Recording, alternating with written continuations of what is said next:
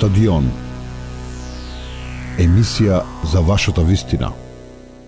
Дајана Стојчевска, софтверски Добар инженер ден. во филијалата на Google во Минхен. Така ли, Дајана?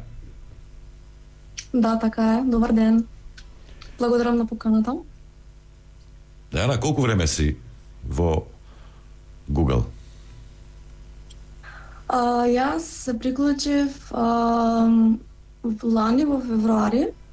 Во јануари се преселив всушност во Германија, баш месец дена пред да почна пандемијата и сега се затвори. Информатичарки. Важеше некоја, мислење некоја дека тоа е машка професија, ама еве се повеќе има девојки. Иако, например, гледам во управните органи на МАСИ, председателката е жена, меѓутоа има многу помалку припаднички на понежниот пол од мажите. Дали се уште е тоа така, мажите доминираат или нема веќе никакви разлики?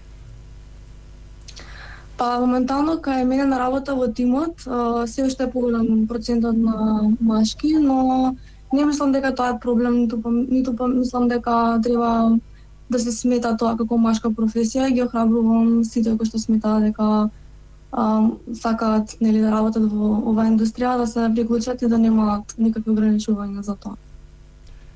Ајде, кажи ми, Дајана, за тоа што се случуваше за време на пандемијата со професорот Чорбев.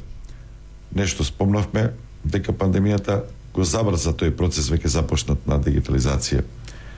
Што се ново се случува? Онлайн работа од дома, купување од дома, како функционира општеството во Минхен за време на пандемијата и според тоа што го работиш, според трендовите, според истражувањата, според прогнозите, проекциите, како ќе изгледа животот во иднина? Се ќе правиме преку компјутер.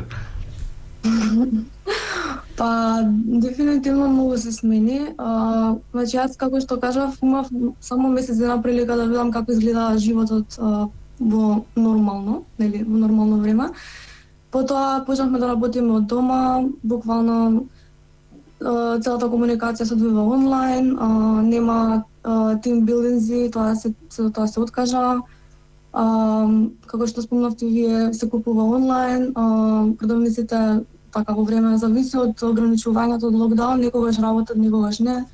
Не може ни да се оди во живо да се види што се купи. Освен секако маркет, тоа не се подразбира. Така што некако многу работи се сменија, се надевам дека дел од нив ќе се вратат во нормала. Не ми се допаѓа да толку вакво, не знам, социјално дистанцирање до оваа мера, некако не, иако се движиме нели во таа насока на дигитализација се тоа, убаво е многу од услуги да се извршуваат онлайн, например, онлайн плаќања, нали, чекаме ред во банки или во однос на поштата, например, добро да имаме достави до дома и се тоа, но мора да има нели некој баланс. Ова моментално е екстрем и се надевам дека ќе заврши побрзо пандемија. Размислуваш и да се враќаш и прво кажи ни како отиде. Значи не е проблем, аплицираш или уште на факултет трета година, како што вели Чорбе, ве бараат и ве капарисуваат големите компании? Јас кога бев студент почнав да работам во фирма во Скопје, значи имав некаде година и пол искуство кога и воедно и дипломирав во меѓувреме, во моментот кога ме контактираше рекрутерка на LinkedIn, тоа е социјална мрежа за вработување и слично, така што потоа процесот траеше некој, не знам, 5-6 месеци прилика и така во јануари се преселив.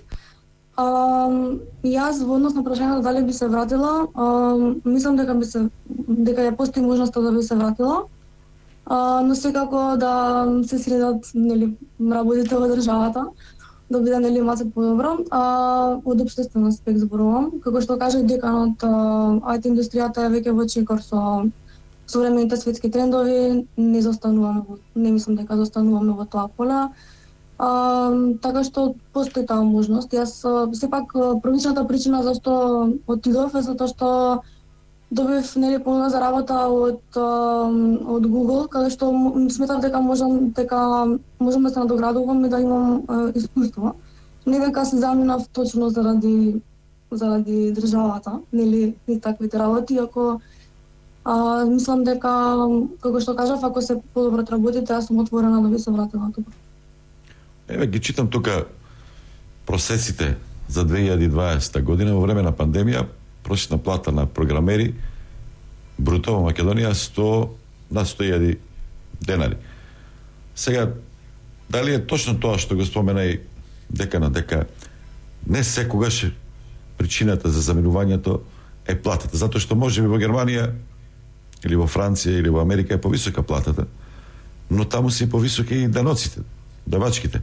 Така да и повисоки се разбира, цените се поголеми за живење таму.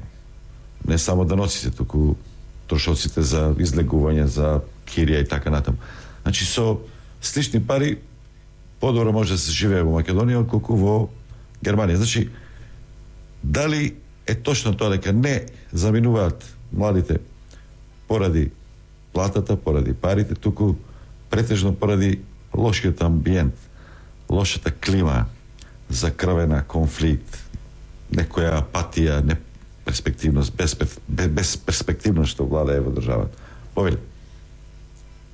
Да, се согласувам со тоа што кажа деканот. Мислам дека дефинитивно платите, мислам, не се чувствува некоја разлика во тој аспект, во стандардот, во начинот на живот. Работите што може да си ги дозволам, кога да би работела во Македонија и во Германија се сепак слични, нели секако јас сум на почеток на кариерата сепак. Така што во тој аспект да, слично е. И мислам дека и јас, како што кажав, мојата главна причина беше искуството и нели околината, да работам во компанија што нели ќе ме нуди услови кои што се нели во да кажам најновите алатки и такви работи, и затоа заменав, но како што кажав, мислам дека ако би се смениле тие работи, мислам дека луѓето помалку би се заменувале. Јас и денеска дури познавам луѓе што се спремни да останат, моја генерација тука. Така што како што се подобруваат работите, мислам дека се помалку луѓе би се заменувале, или ако се заменат, тогаш би се вратили. Па можеби Google ќе отвори нешто тука во Македонија, нешто се зборуваш. Вака едно... Дај Боже. Едно... Така, можеби е грдо прашање, ама ние сме обременети, оптоварени со тоа. Дали те како млад надежен софтверски инженер кој што работи во Google, ако ве покани некоја партија тука да се вклучите во тимот за избори или пак во некоја влада, да им помогнете, дали би прифатиле такво нешто? Или воопшто не размислувате и не читате за политичките состојби во државата? Јас не читам за политичките состојби во државата, затоа што не би имала време да пратам се тоа што се случува, тоа е многу работа. Но дефинитивно мислам дека да би функционирало тоа на начин како што треба, да би било се средено, не со врски, нели, не со тие такви субјективни работи, непотизам, се тоа што се случува. Дефинитивно би било вредно да се размисли, да се придонесе во такво нешто, но со моменталната ситуација како што е, нема шанси. Благодарам. Стадион.